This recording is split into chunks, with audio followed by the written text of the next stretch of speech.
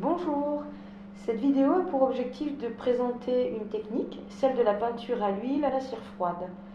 Je suis artiste peintre et je viens également de publier mon premier roman, La trace d'un inconnu, que je vous présente ici. Si vous voulez voir un petit peu la couverture de plus près. Donc vous pouvez le voir sur mon site Un roman en poche, lire la 4e de couverture donc sur mon site. Et si vous voulez l'acheter, il est disponible sur BOD, les librairies.fr et Amazon. Voilà, maintenant parlons peinture. Tout d'abord, il faut savoir que la peinture à l'huile à la cire froide n'a rien à voir avec la technique à l'encaustique, qui elle est une pratique avec de la cire chaude et liquide, et qui est une technique qui remonte à l'Antiquité. Ici, il est question de cire froide, dont la consistance est molle et malléable, que l'on mélange tout simplement avec les couleurs à l'huile. Il faut savoir que ce n'est pourtant pas la même cire que celle que l'on utilise pour cirer ses meubles. Sa préparation est fort simple, je la prépare moi-même. On peut aussi l'acheter toute faite, mais bon, moi je trouve que c'est plus économique de la préparer soi-même. Mais je vous en parlerai lors d'une prochaine vidéo. Cette technique a plusieurs avantages. Donc je vais vous parler tout de suite du premier avantage. L'huile est une technique qui sèche lentement.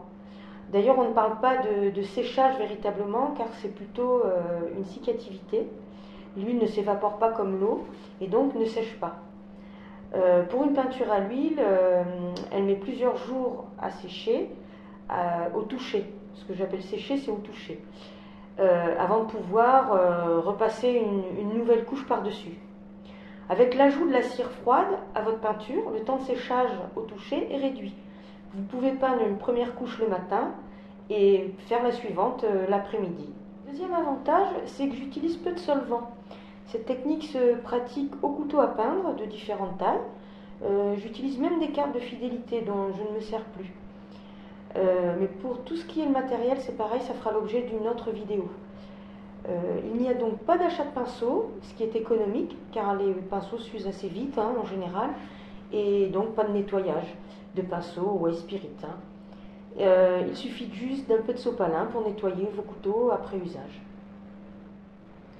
Le troisième avantage avec cette technique, c'est que vous ne serez pas confronté aux embûts. Alors les embûts, pour ceux qui ne connaissent pas, qui ne savent pas ce que c'est, ce sont des zones de peinture mate au milieu d'autres parties brillantes dans le tableau, qui sont assez courants à la peinture à l'huile et très disgracieux sur un tableau, si l'on n'y remédie pas rapidement. Avec la cire froide, votre œuvre est uniformément mate pendant toute la durée de sa réalisation. Et pour ceux qui n'aiment pas ce fini mat, il est toujours possible de vernir votre tableau après 6 mois de séchage avec un vernis brillant ou satiné. Le quatrième avantage, c'est que vous consommez moins de peinture, car l'ajout de la cire augmente le volume de la peinture initialement. En général, le mélange se fait avec 50% de peinture à l'huile et 50% de cire froide. Voilà, j'espère que cette vidéo vous a plu et qu'elle vous aura donné envie d'expérimenter cette technique. D'autres vidéos suivront. Vous trouverez ci-dessous les liens vers mon site et ma page Facebook, ainsi que mes cours en ligne. Il y en a pour tous les niveaux, du débutant, intermédiaire, confirmé, voilà. N'hésitez pas à me poser vos questions, j'y répondrai avec plaisir. À bientôt.